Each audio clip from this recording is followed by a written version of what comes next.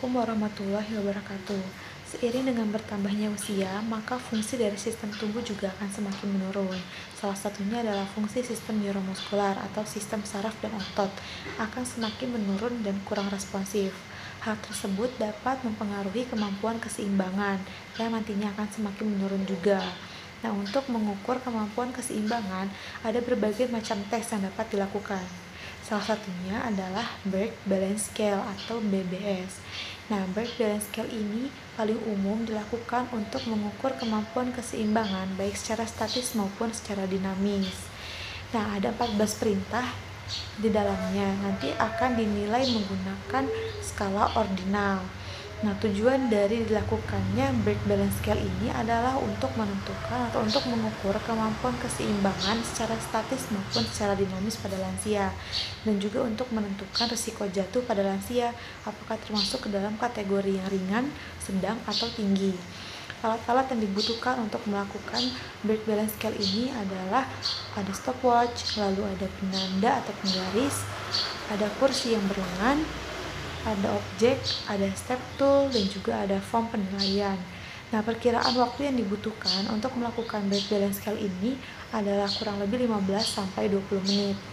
Lalu ada hal-hal yang harus diperhatikan dalam melakukan Berg Balance Scale ini. Yang pertama adalah mengukur TTV atau tanda-tanda vital.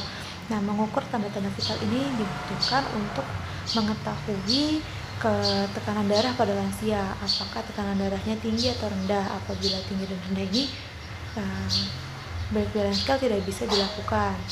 Lalu menanyakan pada lansia, apakah lansia merasa pusing?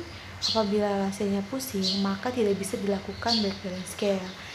Berg Balance Scale ini dilakukan di tempat yang aman dan menggunakan prinsip mendahulukan gerakan yang mudah terlebih dahulu. Lalu yang terakhir adalah mendokumentasikan setiap gerakan atau tindakan yang dilakukan. Nah, berikut adalah pelaksanaan dari Berg Balance Scale.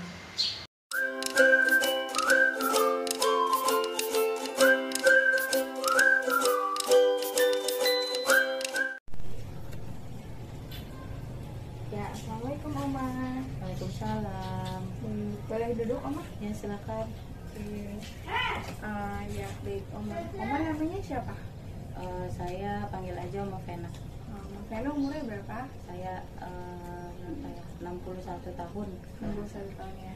Baik, perkenalkan saya perawat yang bertugas di sini. Di sini kita akan melakukan pengkajian ya tentang keseimbangan yang Oma lakukan nanti. Kita mulai ya dari posisi duduk ke berdiri. Silakan Oma. Selanjutnya Oma bisa berdiri tanpa bantuan selama 2 menit. Silakan Oma. Tahap selanjutnya Oma bisa dari berdiri ke duduk ya Oma. Silakan, hati-hati ya Oma. Baik Oma, tahap selanjutnya Oma bisa duduk tanpa senderan di punggung dan kaki sebagai tumpuan di lantai selama 2 menit ya. Silakan Oma. Tahap selanjutnya Oma bisa berpindah dari kursi yang satu ke kursi yang kedua ya Oma. Silakan Oma, hati-hati ya Oma.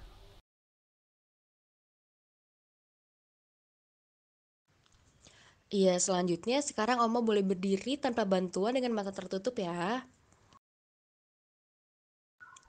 Sekarang Oma berdiri tanpa bantuan juga, tapi kakinya boleh dirapatkan ya Oma.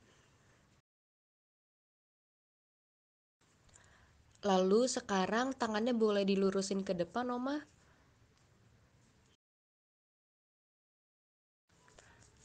Nah, sekarang Oma boleh berdiri tegak, tetapi Oma sambil mengambil barang yang saya letakkan di bawah kaki Oma ya.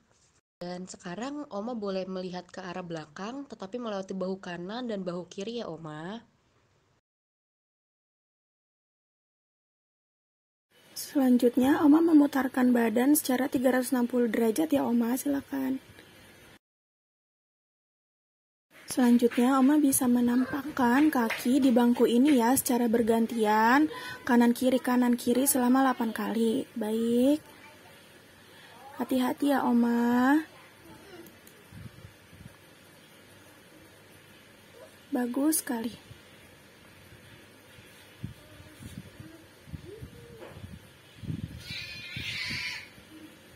Ya. Oke. Selanjutnya Oma berdiri kaki kanan di atas kaki kiri ya. Nah, baik sekali. Ya, hati-hati Oma. Selanjutnya berdiri dengan satu kaki diangkat ya Oma. Baik, hati-hati Oma. Ya.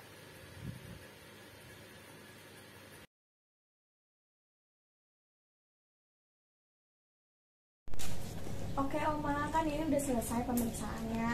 Nah, selanjutnya Oma bisa duduk lagi ya. Ayo Oma, silakan duduk. Nah, Oma bagaimana perasaannya setelah dilakukan pemeriksaan? Baik-baik aja, tapi tadi ada yang hampir jatuh, nggak seimbang gitu. Tapi alhamdulillah Oma masih bisa ya Oma, maksudnya masih dalam rentang yang normal.